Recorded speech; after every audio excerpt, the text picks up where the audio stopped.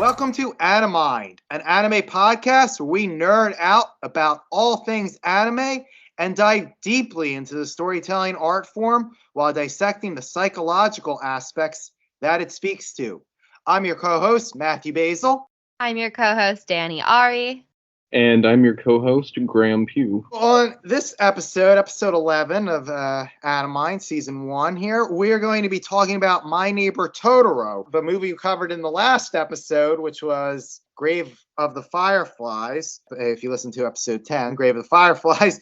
But those two movies are actually linked. They were released as a double feature back in 1988. Were both basically not commercially successful when they were released. The only pairing I could see between the two was that Grave of the Fireflies was about two people trying to be light in darkness, trying to survive some of the ugliness of humankind. And My Neighbor Totoro is just the light of humankind. It is so light and fluffy and feel good. I don't know how you two felt, but I was ready to like applaud at the end of this movie. I was like, oh, I love this. I feel so good. I want to go dancing and skipping around. I played it with my roommate, and he's like, oh my, it's just so happy. Yes. And you said this came out with the other one? That doesn't make sense. He was just like kind of just like he's way more into like Attack on Titan and like type of like way more serious, way more actiony stuff. And he's like, what is this? I'm like, it's a feel good anime, okay? And he's like, all right. And then he saw the first scene, or like not the first scene, but like the introduction, and he goes, I know that guy. He's on like everything. And I'm like, oh, yes. So if you recognize it and you've never seen it, like he's not a big anime person, so I think it's a perfect like tell, I guess, kind of like the No Mask in Spirited Away. Everybody recognizes that guy, you know? Yeah, the studio Ghibli, who did this movie, both movies, Grave of the Fireflies and My Neighbor Totoro, it uses the large Totoro from this movie, or King Totoro in the English version, as their mascot. So yes, highly one of the highly recognizable things. In fact, My Neighbor Totoro only started to turn a profit, I believe, when they released like a plushie or something like that, if I remember correctly, of King Totoro or large Totoro. I'm trying to remember. That sounds right. I just know that Totoro's success, I think it was from the plushie, like you said. But anyway, Totoro's success led to like Ghibli like really getting out of kind of a financial rut, and then that's how he got kind of adopted as their mascot. Yeah, I had never seen this movie. I knew it was like a happy, like a chipper movie. So I'm a lot. Okay, I like slice of life animes. I love stuff like Fruits Basket, but this is like over the top, just like happy, like fluffy, you know, like it's cool before bed, but I don't know. I just avoided it for so long because of that. And I was like, all right, it's time, you know. And I remember one of the guys I dated when I was like 16 years old, he was obsessed with Totoro, which is the first time I had ever seen like the little figure, like the little plushies, because he had one with the leaf on his head, and then he had one with the umbrella, and he was just obsessed with Totoro. I don't know. It's just I didn't pick it up, but I'm glad that I made myself watch it at this point, or I had a reason to watch it, because it's so sweet. It's definitely, if they were playing this in theaters with Grave of the Fireflies, they should have played that after. Yes. Well, that was the problem. I think when they played it after, it was a little more successful. But when they played it before, everyone's like, I don't want to get depressed. I'm like, I'm leaving. Yeah. Literally, I mean, it's just for those of you who don't know this movie, My Neighbor Totoro, literally the opening song, the very first like thing you see in this movie is just it's like a cartoon intro with a song that's "I'm as happy as can be" playing over. That's the name of the song. That's the refrain. Graham is now dancing here. If you wonder what that was. Which is even funnier in contrast to the opening of Grave of the Fireflies, where it's the least chipper and upbeat thing, where you see like a teenage boy like in his last moments of life, and this one is like embracing the excitement and adventure of life. Hey, let's go. I'm as happy as can be. What I really appreciated is that it parallels like the only way I think it parallels is the fact that there's two siblings in a new type of situation. One is obviously war, and here you have them moving to like a farming town. In Grave of the Fireflies, you see the younger sister just doesn't want to be separated from her brother. She's like super attached. And similarly, in My Neighbor Totoro, you've got the little sister May, and she is obsessed with her older sister. She's copying her sister's movements when they're looking for the suit sprite. They're looking in the same spots, and she'll be like, oh, not in the kitchen. And the little one's like, oh, not in the kitchen. Just like copying everything. It's super sweet to see that that parallel there, because the whole idea of siblings and their connection is just super sweet. And later on, I kind of want to get into their dynamic a little bit later, but if you want to go ahead and discuss the main synopsis, I guess. Well, yeah, and kudos, by the way, Danny, for trying to find a commonality or a link between Grave of the Fireflies and My Neighbor Totoro. You impressed me last episode by finding a hopeful silver lining in Grave of the Fireflies, and now you impressed me here by linking these two. But yeah, you're right, that's true. They both dealt with two siblings. My Grave of the Fireflies was a brother and a sister, and in My Neighbor Totoro's two sisters, so that's good. But yeah, this basically...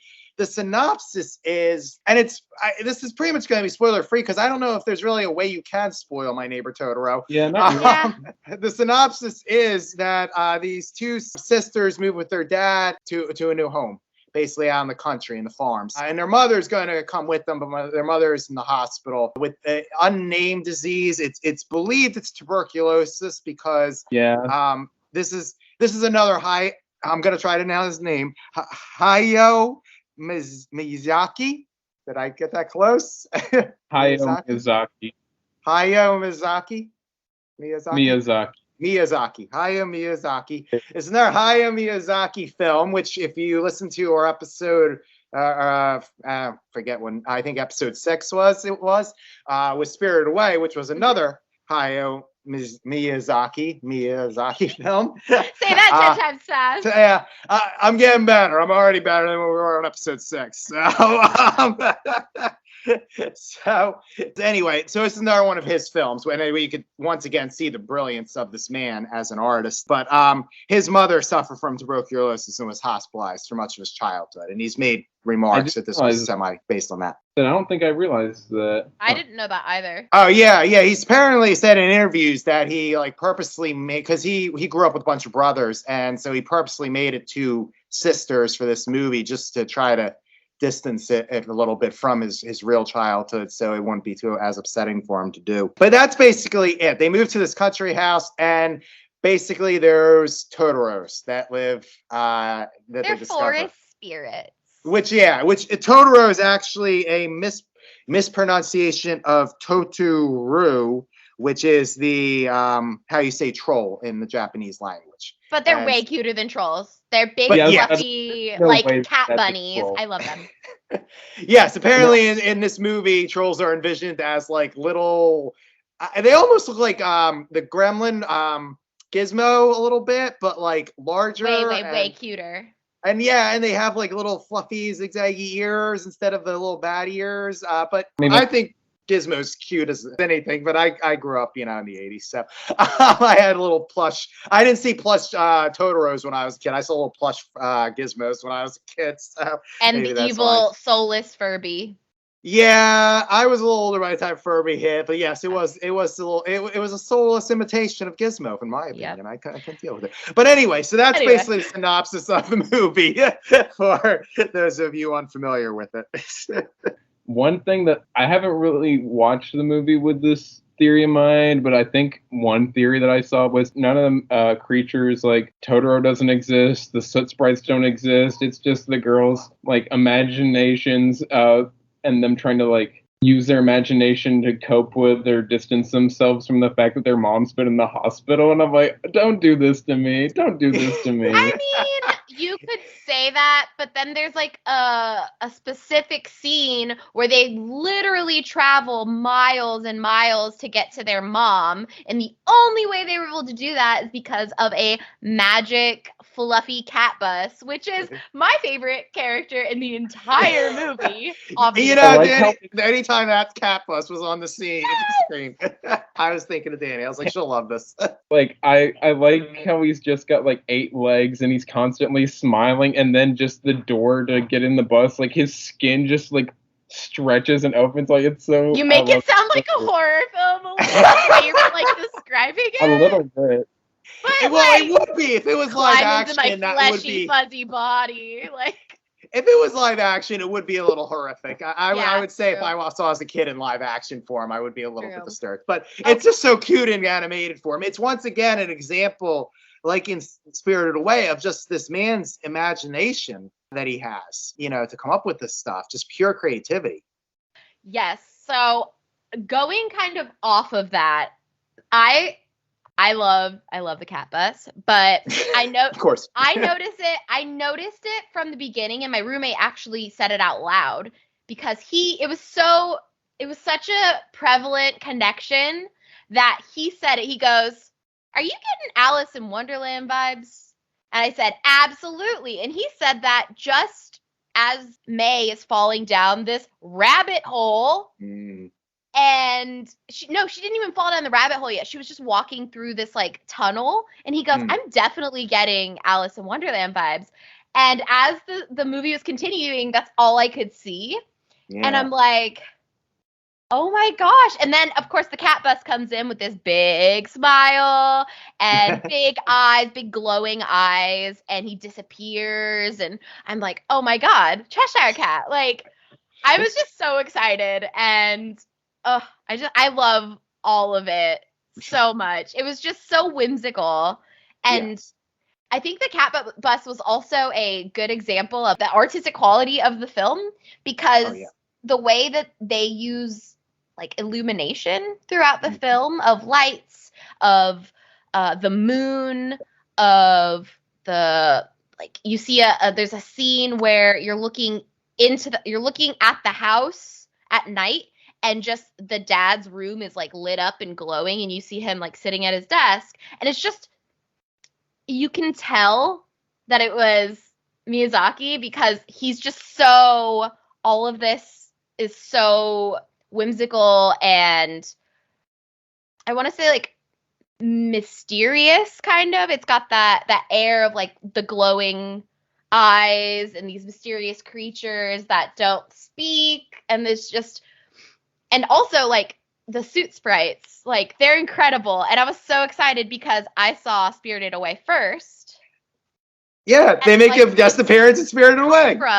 So my roommate Sam, he's like, so is this the same universe then? I'm like, I'd probably say, yeah. I mean, why not?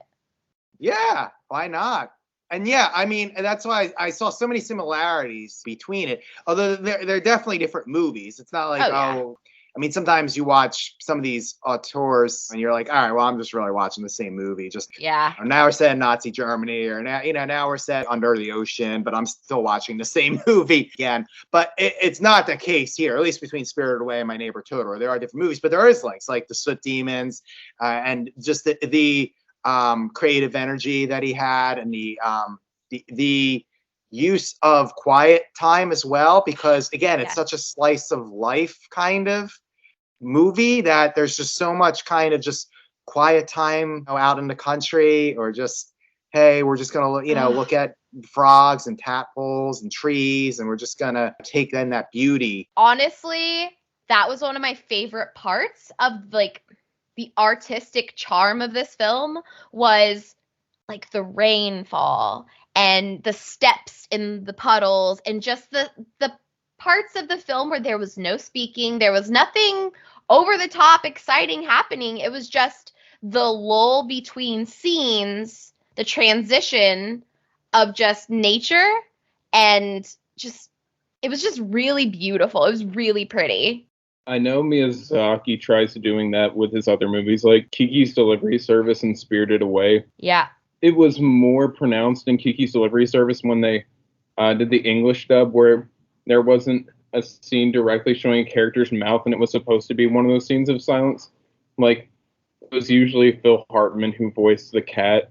That would like kind of ad lib something in there that Then wasn't in there. I'll have to watch those both. I think I'm gonna have to watch the Japanese one first with subtitles, and then I'm gonna have to watch it because I feel like I don't want to miss out on those like little bits of commentary, but at the same time I want to appreciate it for how it was made to begin with when I eventually do watch that movie. He does that a lot with his stuff. This movie definitely had a flair for nature. I mean, like we said, not only with the amazing artwork. I mean, like that opening scene where they like first driving to the house. I mean, it looks like it's a painting in the back as the truck drives across the country fields. But even just obviously in like the dialogue and everything that they use, and the fact that the Totoros are nature spirits. I think there's a scene where the dad's like, all right, well, let's pay our respects to the nature spirits, or pay respects to the tree, and let's go eat. I mean, it's just so you can see that nature, that appreciation, that mutual respect for everybody, including nature, is I think one of the prevalent themes in this movie, and what makes it so kind of heartwarming. At least I found it's such medicine for the soul almost. It was really calming. I want to take a couple of the scenes without like any of the dialogue and just like loop them and then just play them before bed because it's just so relaxing. Like I watched before bed last night and I was just like, oh, this is really nice. I was so happy when I went to bed. I was like, I wish I could live in that world. When you look at Miyazaki's like filmography and then you're like, oh, environment.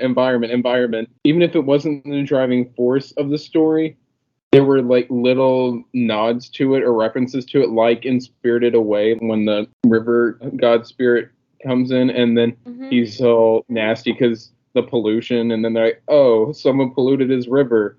And then later in the movie when a character loses the river that they were attached to because it got built over for apartments. Yeah, and then it's so sad. His first movie with the group that would become Studio Ghibli, Nausicaa of the Valley of the Wind, is like super environmentalist, and like Princess Mononoke is the same way, where it's the harmony with nature and man and how man doesn't need to disrupt it, and he's big on that.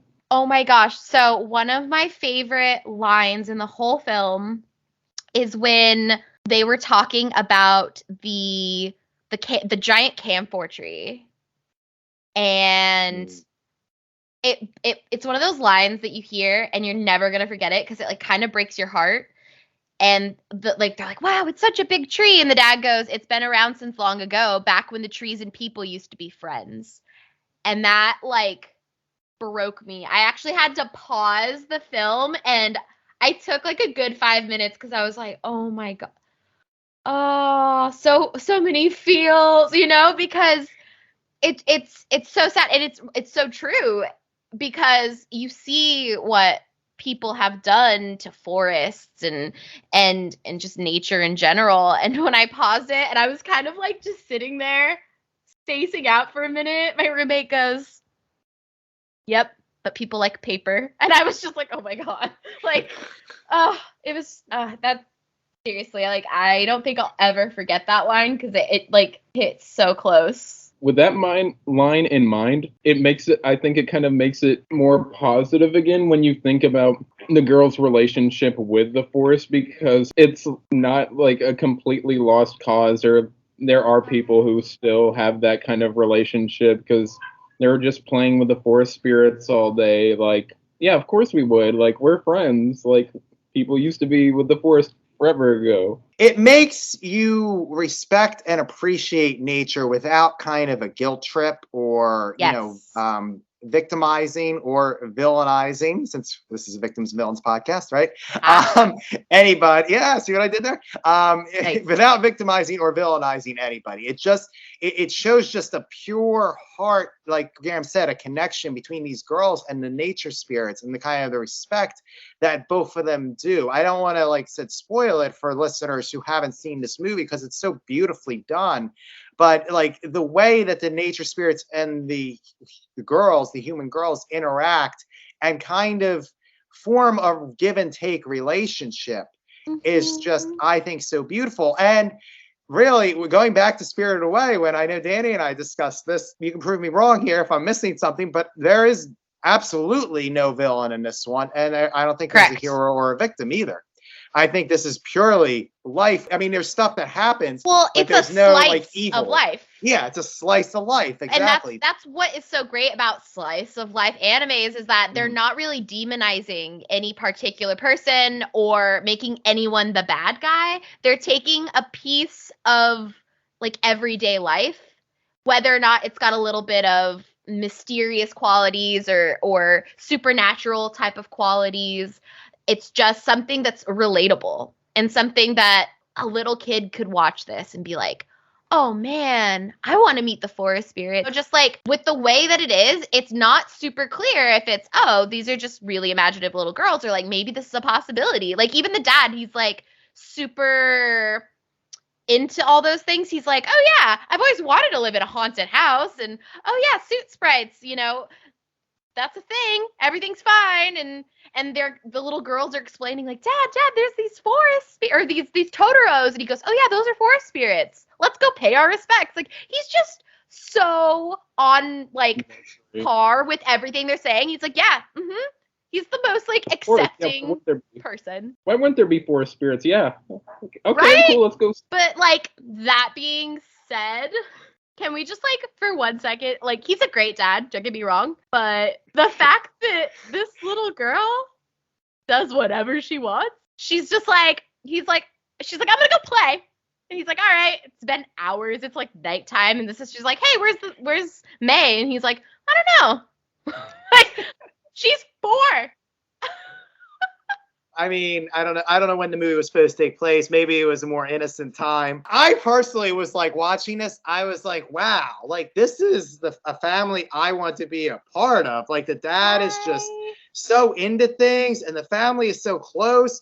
I don't know if it's, like I said, realistic, or I guess you would be on I mean, I don't know if you would be brought up on child neglect or not, but I was like, wow, like I was like, this is such a nice family. If I ever, I mean, for those of you who listen to the Ghost in the Shell episodes, I don't really want to birth my own kids, but or have my own kids naturally. But I was like, if I ever adopted some man I would be birthing, have my kids naturally. If I ever decided to adopt, I was like, this is the kind of family I like, I would want. This just free, like everybody's playing and just, having a good time and everybody's supportive. It's just coming from a little bit of a volatile family background. I was really appreciative of that. A mood. Yeah. Like I think that's one of my favorite things about films like this, is because the family dynamic isn't so over the top, like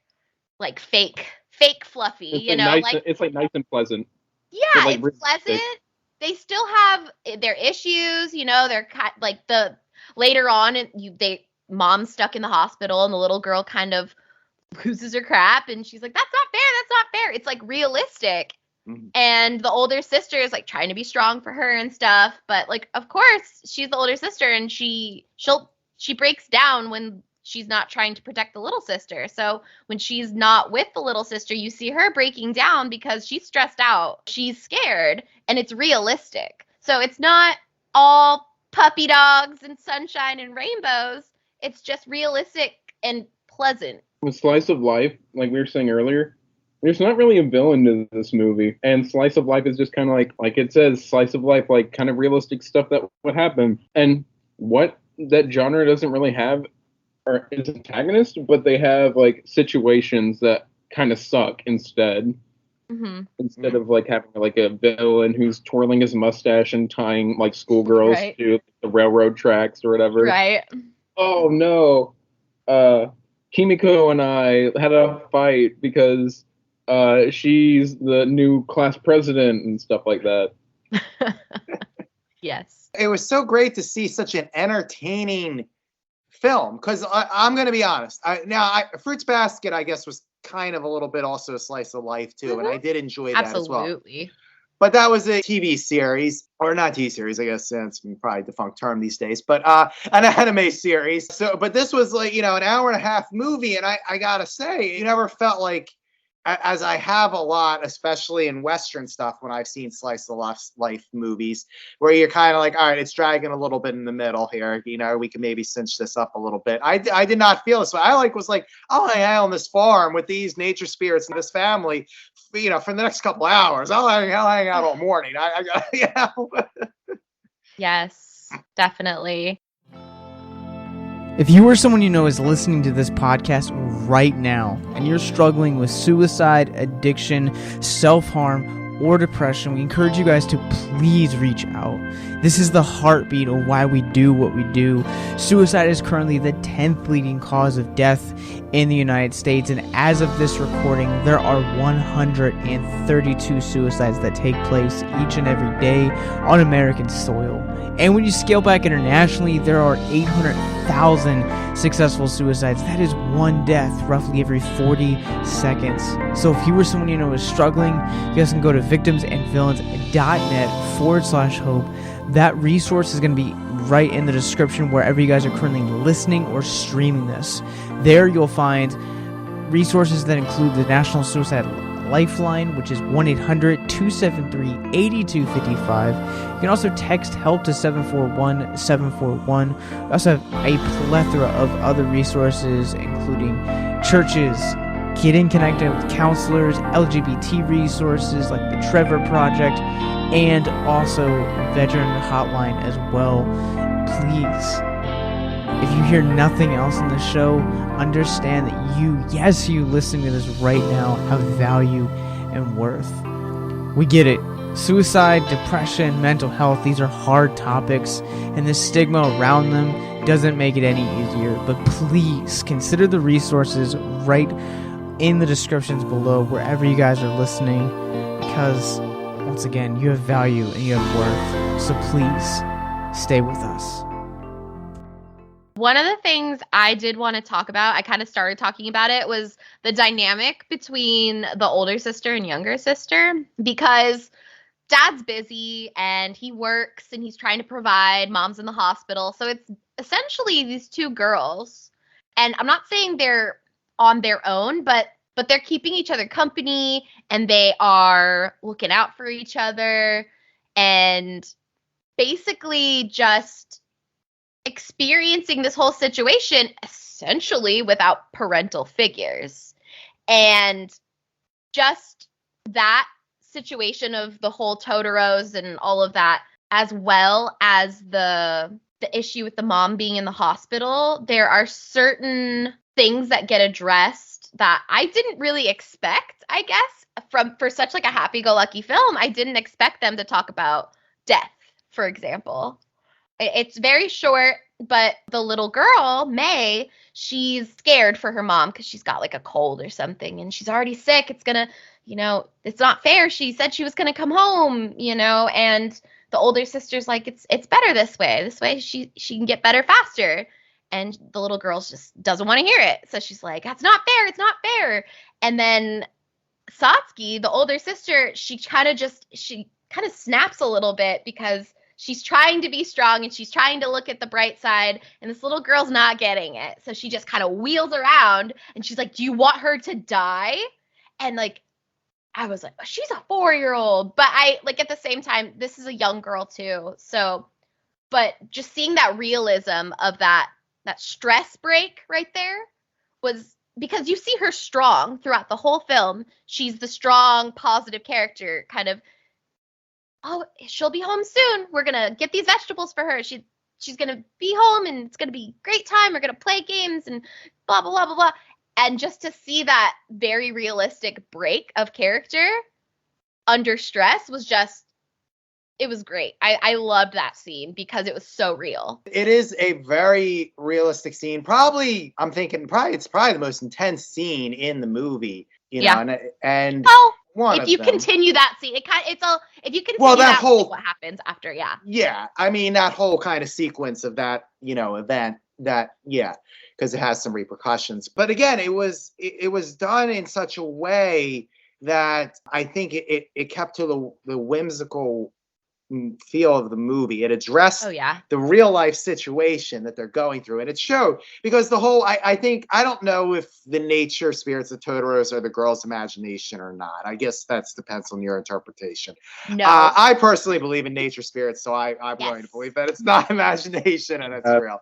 I subscribe to that one too. Right. I just thought it was an interesting theory that I saw that I was like, like that's not as fun. Yeah, it's funner to believe they're real. But you go either way. But I think either one you do, I mean, it's still, you're dealing with these girls who are under stress, basically, because their family is kind of separated. They look towards the nature spirits as support, as a support. Not that their dad isn't supportive. I mean, again, if Fruits Basket had the world's best mom, this movie has, like, one of the greatest dads, aside from his basic neglect, I guess. When he's letting the girls, like, oh yeah, where's my kid? I don't know. Aside from letting them run. He's supportive. He's a good dad. But he's like, when he's with them, he's very supportive. And very, very endearing and very close to them. So they still have the dad figure to brighten their lives, but obviously they're missing their mom, and they want their family to be whole. And I think it hangs over them like a cloud the entire movie. And this was the point where this cloud kind of strikes its lightning bolt on them, and it gives the realism to all this whimsical stuff that we've seen before, because so many people are of stress. And it's kind of like hey, when you're stressed, go out into nature. And that's kind of actually was what played out here. Go to nature for support, go to nature for comfort, which is what I loved about how they handled that. I guess what I'm trying to say, without spoiling what happens exactly, for people who haven't seen it, is they don't take this into a melodramatic or a real dark place. It's this moment where this older sister just cracks, because we all crack. As strong as we try to be, as much as someone may be a glass half full type of person, there's going to be a point where they lose it. They just lose that you got to depressurize at some point. Otherwise, you're going to fall apart in the worst way. Exactly. And she didn't fall apart as bad as some people could, but yeah, she fell apart in this point. I love the fact that she went to nature for rectification, to support her when she no longer had the strength to support her younger sister. And that was, I thought, was just a beautiful thing that is very paramount in real life. I mean, I've done that at times. I have definitely, I don't know if I'm a glass half full person or not. I'm trying to be, but I know I have definitely times where I've cracked, trying to take care of people, trying to be positive and stuff like that, trying to trust in things. And sometimes you need a moment, and you need, I've gone out and leaned against a tree, to be honest. I mean, there's been times when I've just been stressed out just to try to center myself. Another thing I like about this, she goes to nature for help, is the community too. Like how they're also there for her at the very end. And like at the beginning when they're moving in, the grandma's like, there's spirits in this house, and being nice and like giving them food and all this. And then at the end they help out the cruddy little boy who then he like borrowed the bike. Kanta, I love Kanta. I love Kanta. He's like best tsundere boy.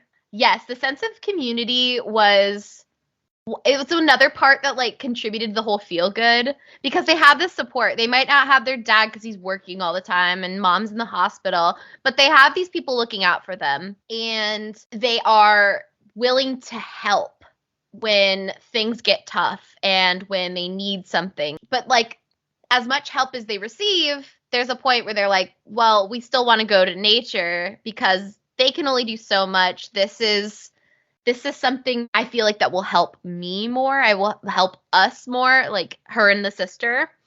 And yes, Kanta, good boy Kanta. He's so sweet because he doesn't really talk to them at all. He seems like really shy, and when he gives them things, he's like, and he's just like, he doesn't talk, but he grunts and he like just shoves it at them. And then runs. It's the perfect little boy crush. Just sticking his tongue out at her. He's like, Mm-hmm. And just that like little friendship relationship was just really cute. And I actually did notice the point where he finally does talk to her, because of all, like, it's right when she's falling apart from all this stress, when everything gets real, everything gets important, and all of a sudden you hear him speak to her when he won't even tell her, hey, here, take my umbrella. He just kind of throws it at her and runs. When, he's like, you don't have an umbrella. I do. It might not be a great umbrella, but take it. No, he just goes, and he just throws it and runs in the rain. And I'm just like, I never noticed that he actually talks at that point. That didn't click with me. Yeah, he doesn't talk until later when, Satsuki's crying and falling apart and just stressed out. And I think he can recognize that stress, and he can recognize, oh, this isn't time to bite my tongue. I need to help support in some way. And he speaks to her. He's not mean. He's not teasing. He does whatever he needs to help. And I loved his character. Yeah, I think that goes back to what I mentioned earlier, is that the overall theme of this movie that I at least took is that you as an individual are part of a community. That's what's in this movie. There's the human community and the nature community, and they're really not separate. It's all one big community. My Neighbor Totoro is literally my neighbor nature. Bird living in the trees. Right. The opening scenes, the dad, as they're driving in, he keeps stopping. He's like, hey, come over for dinner. We're your new neighbors. He keeps welcoming people and introducing himself and putting himself into the community, as well as with the spirits. When they're like, oh, the house song. He's like, oh, that's all right. Well, the spirits are welcome. Hey, let's pay respect to the trees. Yeah, the ghosts are fine. The soot spirits, that's fine. They won't hurt anything. They know we're good people. Loved it. Yeah, maybe he doesn't watch children as much as he should, but he at least is so kind of welcoming to just, yeah, hey, everybody, just I am your neighbor. That was the kind of mindset that he seemed to have. It's not this I guess it wasn't like a forced cohesion. It was, right. Hey, we're just going to respect each other, and that's, I think, so important of a message because it is so often missed. Respect is the key for your neighbor, respect for your community, and respect for nature. It's like, well, of course we're all in harmony. It's like, yeah, I'm your new neighbor. Come on. Yeah. Why? Yeah. Of course we're going to have dinner, and there's little spirits in my house. Yeah, cool, whatever. It's their house too. Okay, cool, whatever. I love that sense of community. As someone who's lived in apartments my whole life, there have been times where I've gone 8 years living in an apartment and I didn't even meet my neighbor. People are so antisocial these days, and I'm not saying I'm not. I'm very antisocial. But if someone were to talk to me and just be like, hey, welcome to the neighborhood, I'd be like, oh, you're so nice, because it's so rare to find. And I don't know if it's different in that whole farming neighborhood culture type thing where I live in the city. So people are way more on the move, on the go, used to that lifestyle. But I appreciate it. I can admire it. I mean, and not that I did this when I, moved into my apartment either. I mean, I know some of my neighbors, but going through this conversation now, I kind of think well, maybe next time I move, or maybe I should do this or something. But I mean, just introducing yourself to somebody and just saying, hey, I'm here. We don't have to become best friends or anything like that. But hey, if you need something, I'm here, because that's what happens in this movie. Everybody, just nature spirits and the other farmers and Granny and Kanta, I mean, they all come to help in the situation. In the end, even people she doesn't know. Yeah, people she doesn't know. Exactly. So everyone just is like, hey, there's somebody in need. Let's help our neighbor. Let's help our community. I love it. Such a positive message. I love this movie. That's why I said it's medicine for the soul. Really, you just go through and you're like, this is such a great, feel-good, uplifting movie. So different than Grave of the Fireflies. Wow, yeah. Which afterwards you're just like, oh God, I need existential crisis. Right, yes. We're just talking about community and how this movie's we're all in harmony and we're helping each other. And then in Grave of the Fireflies, it's the family can't even spare an extra rice ball to a starving child. You bum. Yeah, in Grave of the Fireflies, the two siblings obviously are there for each other and they support each other. But yeah, the whole, again, if you want to listen to episode 10, you'll hear all about this. But a certain family member is not very supportive of these two children, which is why they end up in the situation they are in. And we won't get on Auntie's case again, but we'll leave that in episode 10. How would you guys like to help us get mental health resources into schools, conventions, and other events? Well, now you can. Simply go to patreon.com/victims and villains for as little as $1 a month. You guys can help us get mental health resources into current and upcoming generations, educate and break down stigma surrounding mental health, suicide, and depression. And you get exclusive content that you can't get anywhere else. And you guys can tell us which Nicolas Cage movie you want us to cover, and we'll do it. All it takes to get started is to go to patreon.com/victims and villains, or simply click the link in the episode description wherever you guys are currently listening or streaming this episode. Pick your tier and get started today. Yes, it's that simple. So quickly select the tier that you want and help us get hope into the hands of the depressed and the suicidal today. Also, I gotta say too that Large Totoro or King Totoro has life all figured out. Yo, he I knows love what's that. up. I love that character. From his first scene, I was like, this person has life figured out. You're like, how you know. also like naps. Glad we could agree. Yes. I'm like, okay, I'm going to reveal, a little bit of a surfer bum or aspiring surfer bum here. But I loved his kind of like, yeah, let's just go with it. Oh, that's cool. You did this. Oh, we did this. It's raining. Oh, that's all right. When they do the whole dance sequence, which I won't get into what they do, for that dance, but he's just like, he's so chill. I want to be homies with him. Yeah, that's what I'm saying. He's just going with the flow of life. He's vibing, and there you go. He's got life figured out. He's not stressed or plussed about anything. So that was one of my favorite parts, because when you first see May meet the little Totoros, they're like running and they're like spooked, like, you can see me, freaking out and kind of running, and she like chases them and all that, and she falls essentially into this rabbit hole of like this other world essentially, and lands on this giant creature. Okay, how do you know that's not a bear creature? Like something that's going to eat you, especially when he yawns. And I'm like, oh my gosh. If I didn't know what kind of movie this was going to be, I'd say he's about to eat her. Because he's nonverbal. He's just all about the vibe, man. He's like, strange human. He's not freaked out like the little ones. He's like, I'm bigger than you. I'm going back to sleep. You can lay here. Sure, what up, homie? And he's like, good night. And she's just like, hey, like, hello. And he's just like, what's up? He's just so chill. So chill. Well, and I think that's why the kids can see these spirits, because there's this like childlike innocence and this acceptance. I don't have to be scared. I can accept this. This is something new or weird, but hey, I can go with this. I have pure open heart to what's happening and what this is.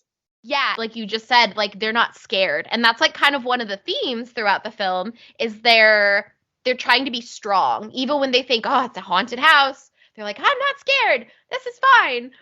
I'm not scared. Even though they're quaking in their boots, And later on, this little girl who has every right to be scared because there's this giant strange creature that nobody's ever seen before in this strange world. You fell down this rabbit hole and she's not scared. Like she's just like, I'll sit right on top of you. This is fine. Like she's not even fazed. And then later on, you see the fear like in a very realistic point with the whole mom situation and all of that, or when they're waiting for dad to get home. Just you see bouts and like examples of fear when it's very realistic versus when they should be scared. But because they're so innocent, they're just so accepting. They're like, they don't fear that unknown. They fear the things that they know about, but they don't fear these creatures that they don't know. They're just so accepting of anyone and everyone, even if they don't look like them. They're just perfect. They're just so great. And that's, like you said, I think that's why they can see them and interact with them, and why they're like essentially trusted by the King Totoro, because he does adhere equally to this friendship relationship, give and take of what they are essentially. It's another theme, I think, that goes hand in hand with the whole theme of kind of respect for the community, this openness, the freedom of the heart. They had just kind of this free, open approach to life, and it was great to see, and it was done so well. and contrasted kind of the fear, like you said, the stress that they were really under, having to deal with their mom and their dad and everything like that, and what was going on, and moving into a new house, and how they kind of used this imaginative open-heartedness to work through that and to accept that and to roll with it. Like King Totoro rolls with life, so did the girls learn to roll with it as well. And again, I can't stress how uplifting this movie was. I mean, it was the most, I think, uplifting movie I've seen in a long time. Certainly the most uplifting movie or series we've covered this season. And I would say for non-anime fans, or people who are maybe a little unfamiliar with anime, it's one that I would recommend to somebody, especially if you're looking for kind of an upbeat, feel-good experience. It's not very even a genre. I mean, I guess it has fantasy elements. Like I said, it's a slice of life thing too. It's beautiful artwork. It has so many things going for it, but it's not like an Attack on Titan where, okay, you're looking for a certain wedge of pop culture. Yeah, here. And you don't have to try to immerse yourself in this world. Yeah, it's not like you're coming into Dune where you need a whole encyclopedia. Oh my, yeah. I love Dune. Don't even start me on that. I love Dune. Don't get it twisted. Oh yeah, I mean, I'm currently reading first novel, Dune too. So, but I will say, yes, Dune is. But I don't like having to study. Okay. Right, Dune's a heavy piece of science fiction.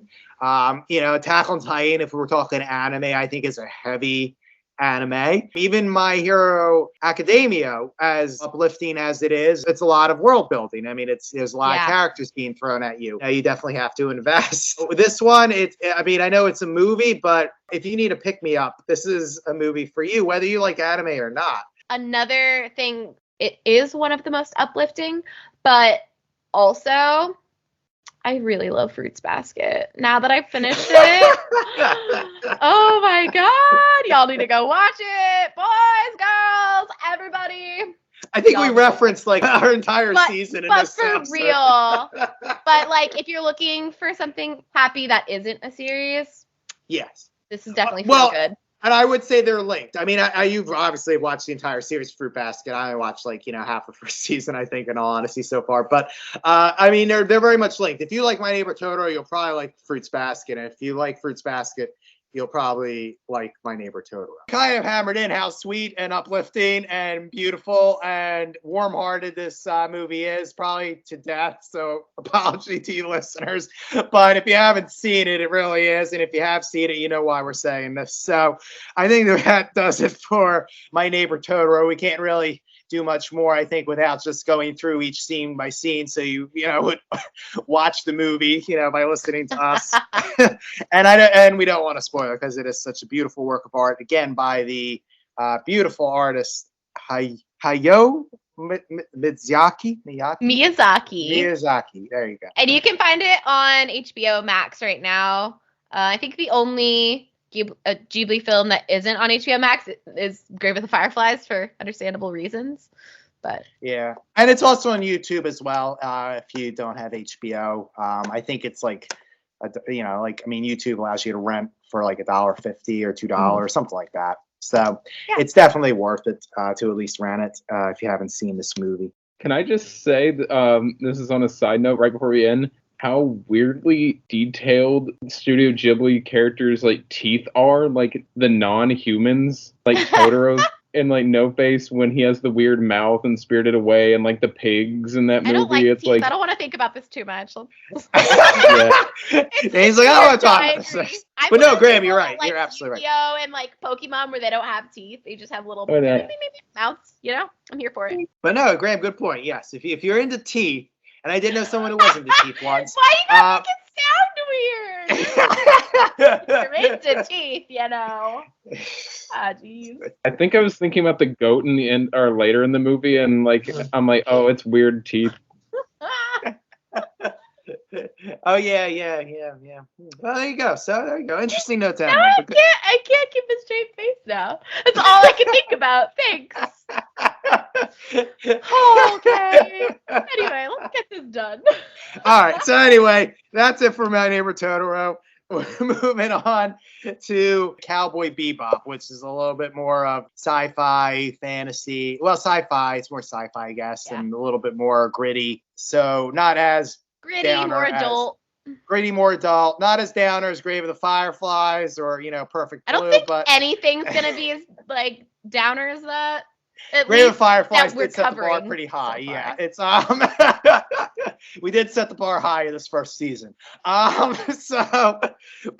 Cowboy Bebop is a very, very famous or infamous, however you want to, I guess, phrase that in the anime community. So that will be what we'll be covering for our season finale for Animind next episode. Graham, do you want to just, since I think you're the only one of us who actually watched it, do you want to kind of just give a little bit of a rundown? So the series is largely episodic.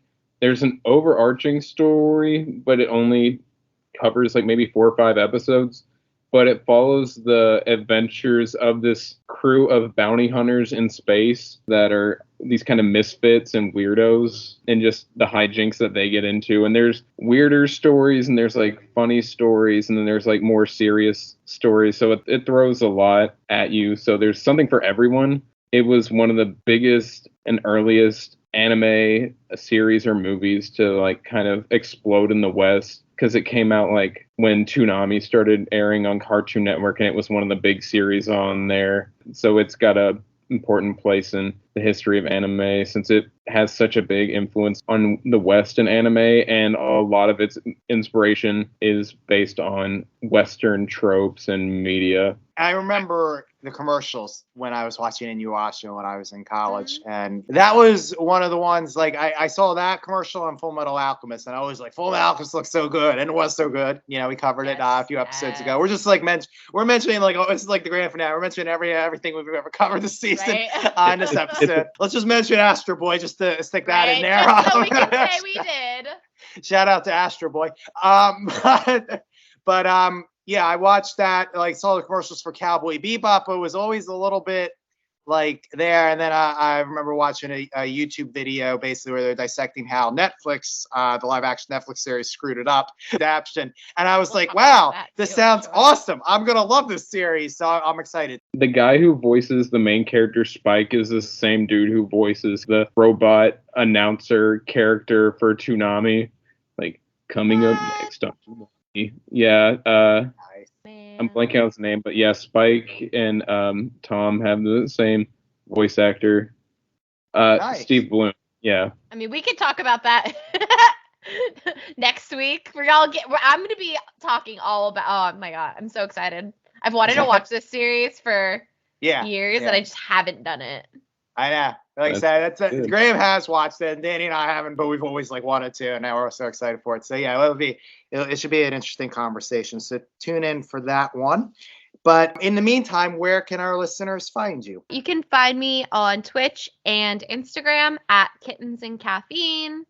I play video games and I do cosplay. And if you guys want to follow me, you can check me out on Twitter at MadShellfish2. I mostly just talk about video games like Dark Souls and fighting games and all kinds of nerdy anime stuff. And I'm a writer. I have a blog where I post short stories. It's called human1nature.blogspot.com, and it's the numeral 1, not spelled out word 1, but numeral 1. And if you want to join in this conversation or have a movie or a series that you want us to cover, or have some kind of question, want to reach out to us, you can reach out to all of us as a co-host of Animind by emailing animindpodcast@gmail.com. You listeners out there can also follow our parent company, Victims and Villains, over at victimsandvillains.net. There you can find links to their Facebook, Twitter, Instagram, Twitch, and YouTube accounts. Victimsandvillains.net also has movie resources, movie reviews, podcasts, such as the one you're listening to right now, and most importantly, it has a mental health resource library, because Victims and Villains is all about bridging the gap between pop culture and mental health, and breaking the stigma of mental health, and letting people out there know that they have worth and they have value. So that's why we do this. And so you can check out mental health resources at victimsandvillains.net if you are in need. This movie is, like I said, certainly a feel-good movie. Usually I link it back to what our characters are going through, but they're dealing with stuff in this movie too. We all have our things. So if you need any help or support, check out the mental health resource library at victimsandvillains.net. That will do it for us. Until next time, keep both your mental health and anime on the mind.